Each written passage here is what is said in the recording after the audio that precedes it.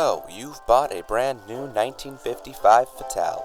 Congratulations, you are now among an elite class of thrill seekers. But be warned, not many of you will survive.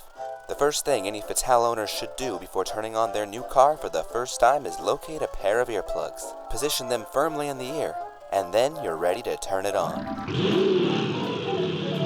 It sure is a good thing you wore those earplugs. Before setting off, it's important to remember that the Fatale is virtually incapable of steering above 40 miles per hour. However, steering at a lower speed can be just as dangerous without proper care. Make sure to bring your Fatale to a complete stop every time you need to turn, and accelerate slowly until you are facing the desired direction. There is much more to learn about safely driving your new Fatale, but now you have mastered the basics. It's time to take your car out for its maiden voyage. But don't forget, the brakes do not work.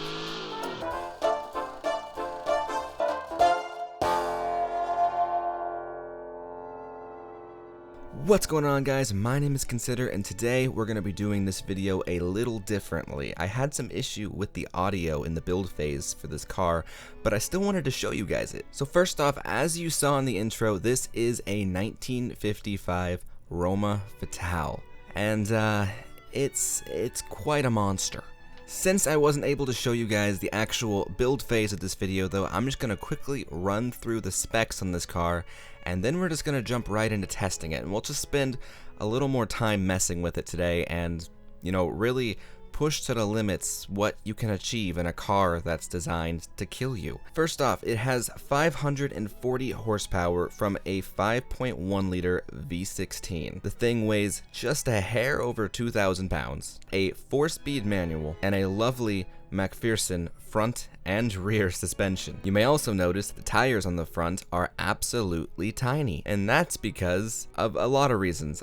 Basically, there were some issues when making this car, but yeah, all that matters is that, you know, the end result does really want to kill you. Another fun fact is that it gets 9.8 miles per gallon and has a sale price and automation of $2,130,000. It's a 1955. So yeah, apologies for the lack of the build phase in this episode. I was really looking forward to this one, but it just did not work out this time. So let's just make do, because it's still quite a awful car. And apparently its awfulness is what makes it worth showing off. First off, this car is incredibly loud.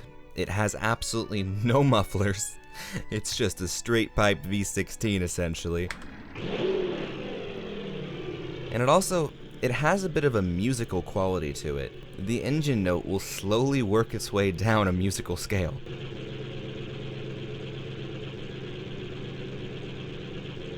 And it's amazing. I've sat here for quite a while. It just keeps going. It just keeps managing to drop lower and lower and lower in its engine note. Anyway, why does this car want to kill you? Well, first off, it's rear engine, and it has about, I'd say, 70% of the weight in the back.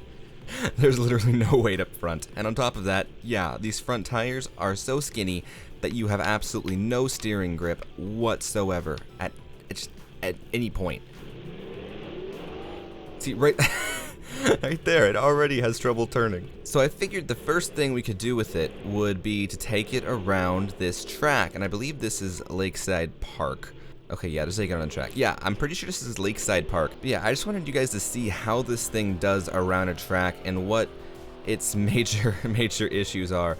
So once you're above 30 or 40, it either does that or it doesn't steer at all. And that's pretty much why in the intro I said if you need to turn, come to a complete stop, because you really do need to. And it doesn't take much, that's the thing.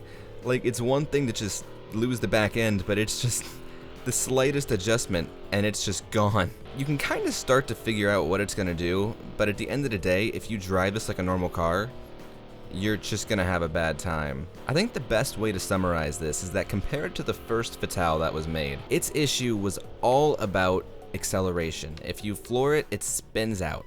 If you feather it, it still manages to spin out.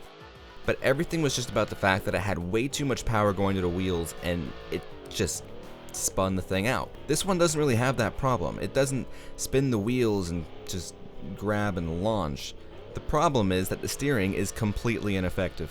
Whereas the first Fatale that we made didn't have a problem with steering. Really, I mean, if you turned, it would grip and it would go that direction. It was just about throttle management. This one's all about figuring out how to actually turn the thing because it doesn't really want to. But yeah, it's just kind of an absolute disaster. So I was just thinking, I wouldn't quite say that it's as bad as the original Fatale. It's just it wants to kill you in a completely different kind of way. That's kind of what this is about. So let's take it around a rally stage. I think that's an effective thing to do with our time. Definitely no question about how well it's going to perform.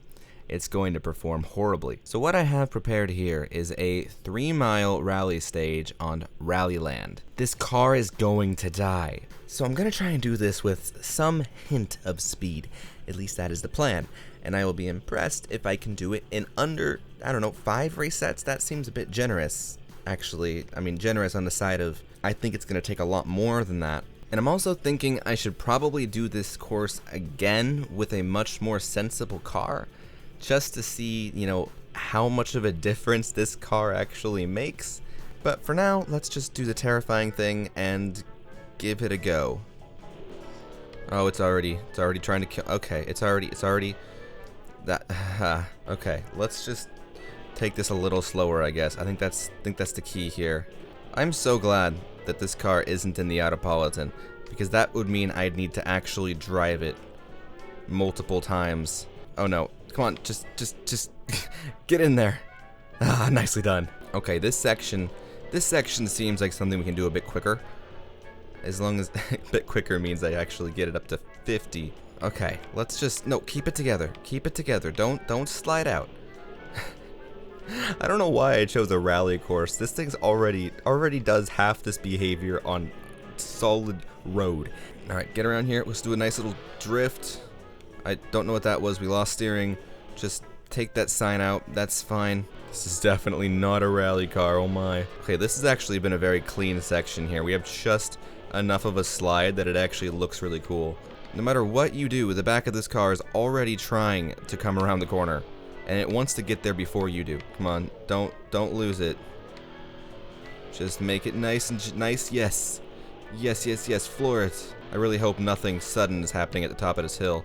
That's okay. We're gonna spin out before we even get there. Okay, now just a little. It's gonna. Okay, floor it. Okay, that wasn't good. Okay, can we get around here? Handbrake. Okay, handbrake was definitely not needed, but you know, if that fence had just ended a little sooner, that could have been really cool. Okay, around here, let's just straighten out. Or do that. No resets. So far, it's been a perfect clean run. Okay, what if I just floor it? Maybe that'll help. I don't know why that would ever help. But, uh-oh. Okay, I think we... Wait, we missed that one? This isn't gonna be so good on this time. Man, it was a perfect run until this. Oh, tree, really? I could have sworn... Oh, another tree. No, tree. Okay, can we just get up here? Okay, that may have been a poor decision. The actual mechanics are still going, so grade A build quality underneath the paper mache. Awesome, okay, so we've done that checkpoint. That was the first try. Alright, let's finish this track. Man, this is the slowest 3 miles. Oh, that was it.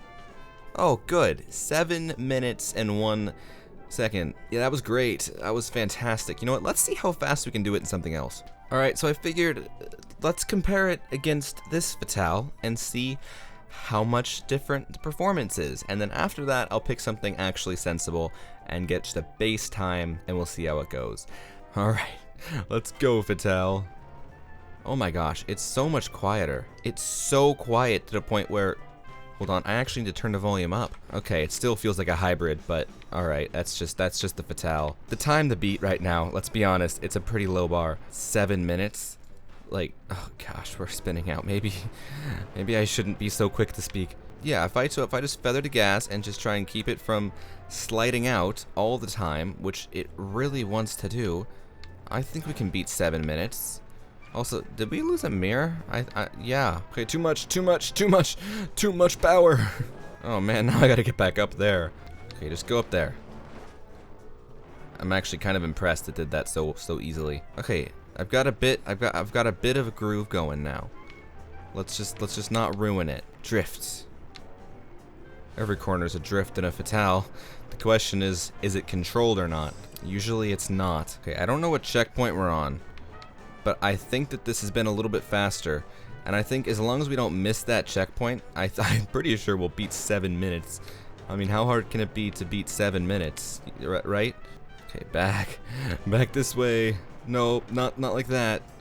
Okay, you know what? Just J turn. Okay, that's not a J turn. This is the normal turn. You're just doing it backwards. Okay, we've had a bit of an issue here. There's no way off this, is there? No, I really don't think there is. I think this is the end of the road for the Fatale. It got a little over halfway, and the Fatale was at about 5 minutes.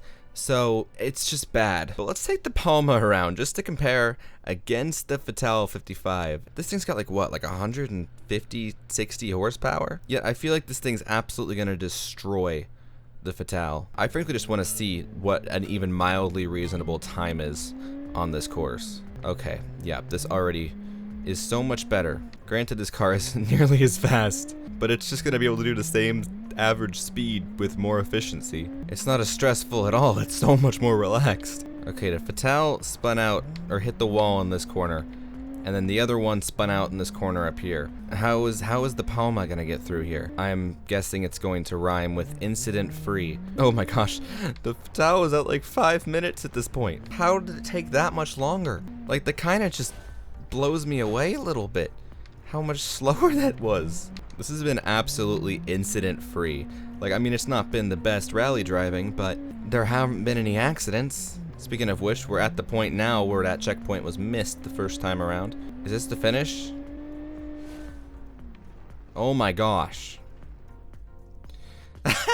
3 minutes, 49.5 seconds. Absolutely annihilated. Is there any way that I can just like crab walk it the rest of the way? I think this might be a lost cause. Oh, we're going the wrong way now. Nope, we need to go that way. Oh god, that's some G-force. Yup, that's a blender right there. Holy crap. It's getting faster. What's going on? How is it doing this?